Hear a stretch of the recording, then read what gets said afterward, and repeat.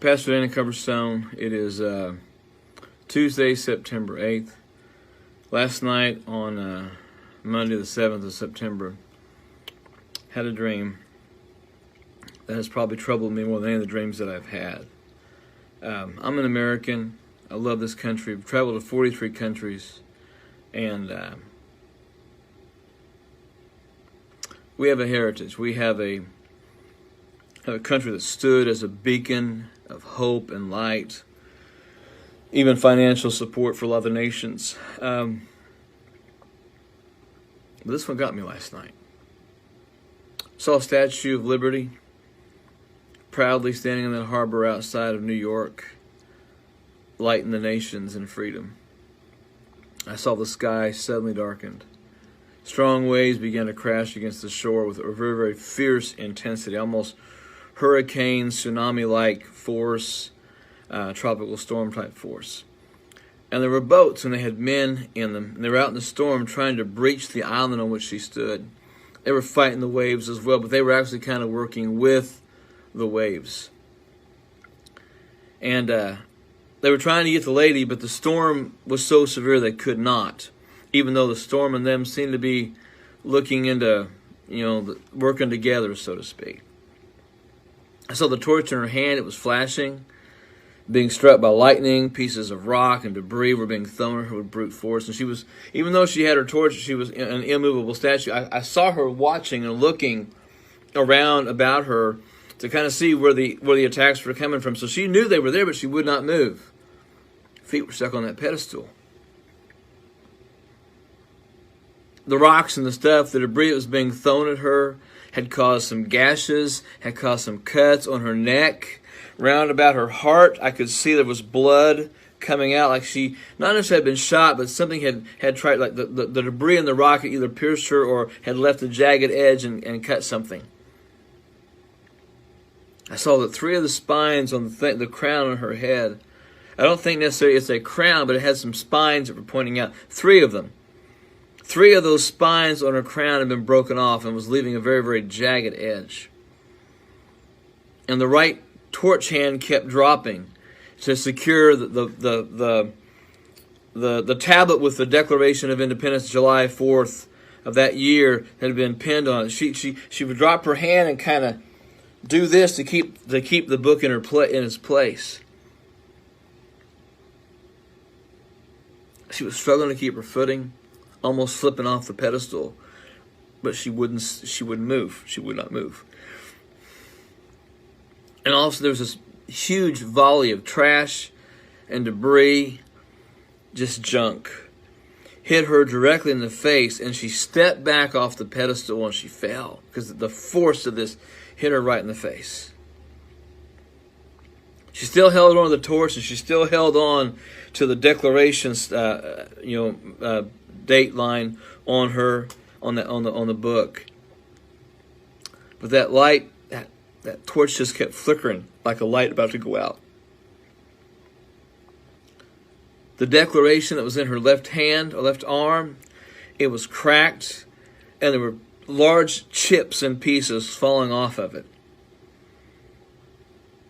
I kept seeing Liberty trying to reach out with her hand while she holds it and grabbing the pieces, but they wouldn't stick. She was crying.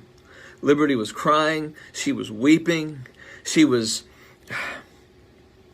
fighting to keep her dignity. She was trying to get the pieces of what she had held on to, but it was obvious she knew that she was in a battle that was fighting her and defeating her. And she was desperate, trying to hold on. You could see the fierceness in her face. She was trying to fight and win. Wasn't coming through. And then the boats appeared with the men, and they threw ropes around her arms and her legs and kept trying to bring her to the ground.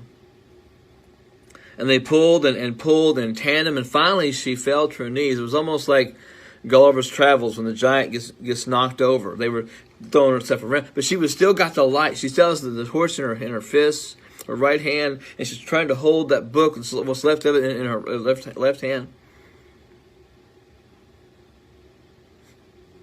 They were hammering away with like pry tools at the Declaration, trying to get the days off. It said July 4th. And they were trying to pry those numbers and those letters off.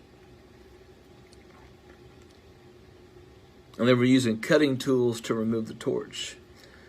They kept trying to just rip it, jerk it out of her hand, and she just kept holding on and holding on and holding on. And because she fought them so hard, they finally just began to cut off her hand.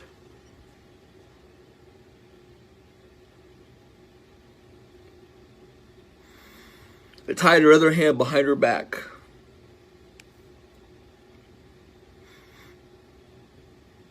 And the men began rolling her in ropes, and she was yelling for help. She was crying out.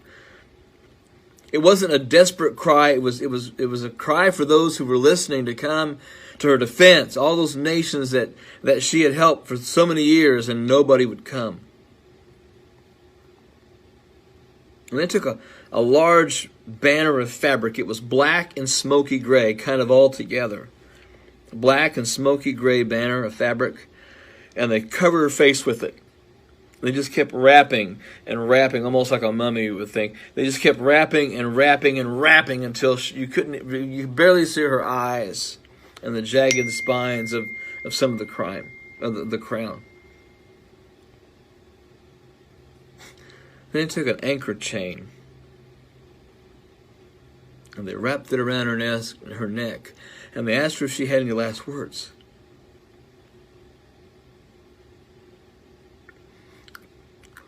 Her eyes weren't fearful, they were feisty. They were fitful. There was this angry resolve in her face that she said nothing.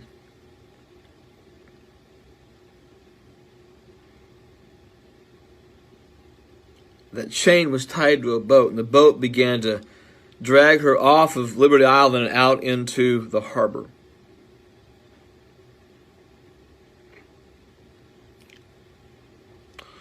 When they got her to the sea, the boat began to pull very quickly. Her arms were down to her side, her legs were tied, and she was just kind of rolling, spinning as the boat pulled. The boat kept going faster and faster. It was almost like a ski boat was pulling her. She kept twisting back and forth, but she was being pulled by the boat, and eventually lost all the strength that she had. The banner had come off of her mouth, but she wasn't saying anything. When the boat slowed,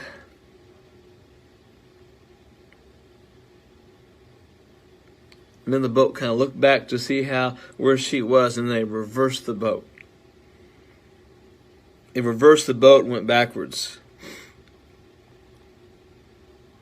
and ran over her.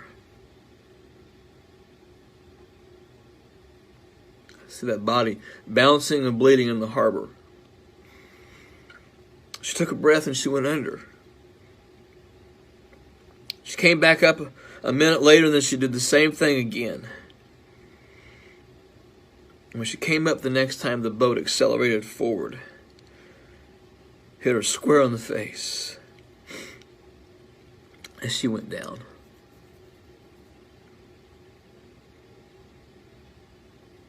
The boat began to circle the area after it hit her. But she never came back up. She never came back up. At least alive. She floated back up. Her back was to the top. Torch hand was gone. The other arm was tied behind her back. There was this thunderous clap. Brilliant lightning strike. And the storm just raged all around the harbor. And then I saw the men on that boat, just a loose group of men. Someone was throwing them pieces of silver, not in a bag, just loose pieces of silver were being thrown at the men. And they began to pick them up, kind of almost fighting over them feverishly. Picked them up, gripped them with her fists, put them in their pockets, sat down in the seat, and drove away. Almost like, okay, our job here is done.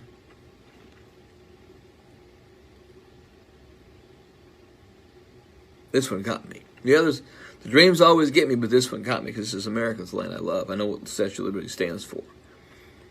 But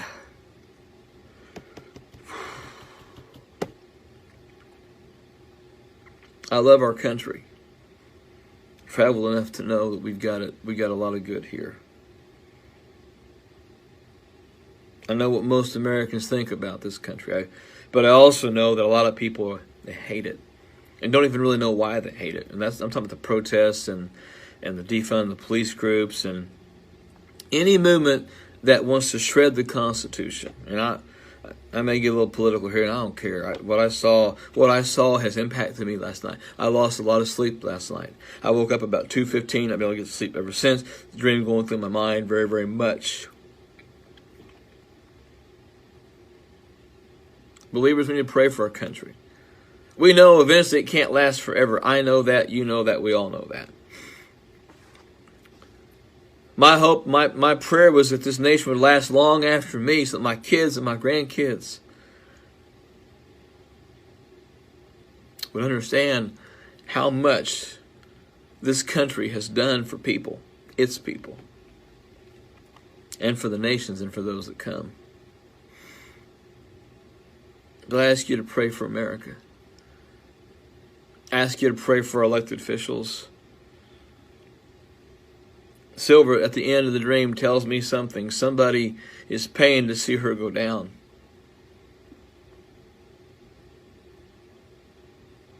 I do believe there's a deep state.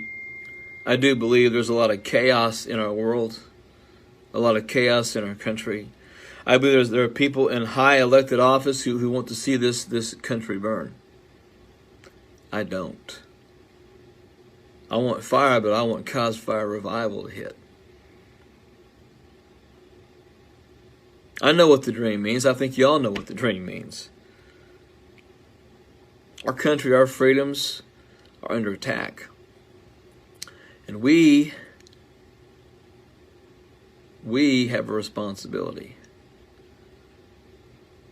to occupy until he comes, to seek his face, to pray, and to trust.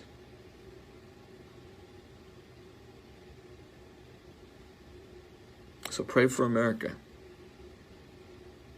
Not because I had a dream, but because this used to be his country. It used to be the one nation under God.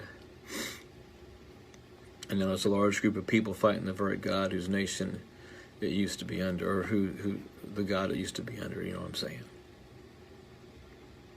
This one got me. Still get me now. Pray for America. Pray for revival.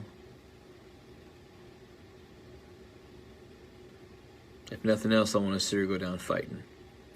And I'll go down fighting with it and for it. Join me.